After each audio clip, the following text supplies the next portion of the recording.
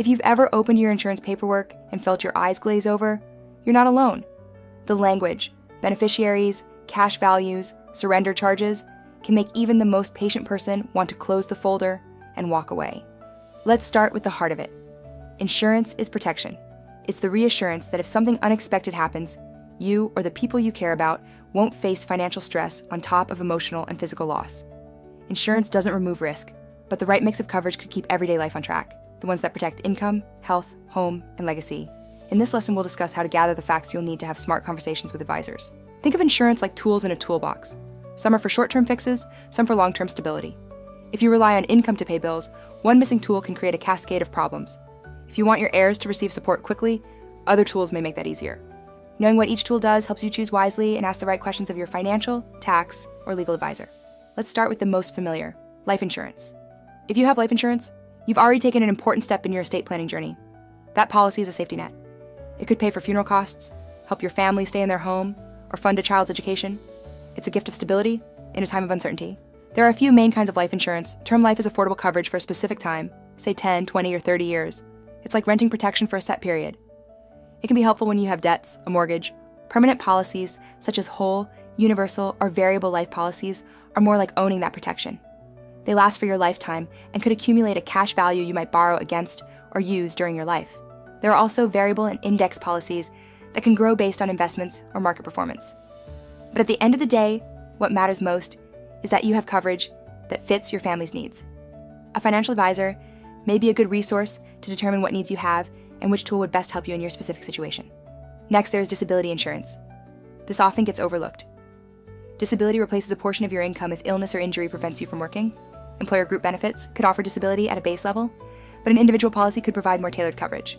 Long-term care insurance is another type of insurance that covers costs like in-home care, assisted living, or nursing facility care. It's a way of protecting savings from being drained by extended care needs. Annuities are often used to create steady retirement income. In basic terms, you trade a lump sum or make a number of payments in return for a guaranteed income stream. For people worried about outliving savings, certain annuity types may make sense, but they come with trade-offs, fees, surrender periods, and tax considerations you'll want an advisor to run through with you. Then there are add-ons you can include with your insurance policy. These are often called riders. An insurance rider is like an add-on or extra feature you can attach to an existing insurance policy to customize it. Think of your policy as a base plan, a foundation. A rider lets you tweak that plan to fit your needs better. Some common examples of insurance riders include accidental death and critical illness riders provide focused payouts for specific scenarios. They're smaller in scope than life insurance but can help in emergencies. Waiver of premium rider would stop your premium payments if you become disabled. Long-term care rider allows you to use part of your life insurance benefit to pay for care expenses while you're alive. Then there's the final broad group of insurance policies. Umbrella insurance.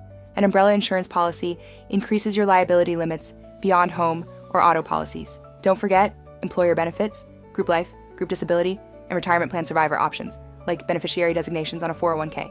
As we look closer at insurance and how they fit into your estate plans, from an estate planning viewpoint, two practical features matter: who owns the policy and who is named as beneficiary. When reviewing your policies and what you have in place, or what you may need. 1. Make a short inventory: company, policy type, owner, primary and contingent beneficiaries, death benefit or current value, any loans, premium amounts, and where the policy paperwork lives. 2. Note employer-provided coverages and any nomination you made on 401ks or pensions. 3. Write down life goals. What would you want insurance to pay for? Mortgage, care, college, charity? That helps advisors align products to purpose. 4. Write down any questions you may have, such as affordability, replacement options, tax or probate implications, and whether anything should be moved into or out of trust ownership. One last important point. This video aims to equip you to ask useful questions, not to replace advisors. So today, take 10 minutes to start. Pull out your policies, jot down what you find, and check those beneficiary names. If you have questions specific to your situation, write them down to ask your advisor. Once you understand what each tool is meant to do, they become one of the most powerful ways to protect your loved ones and yourself.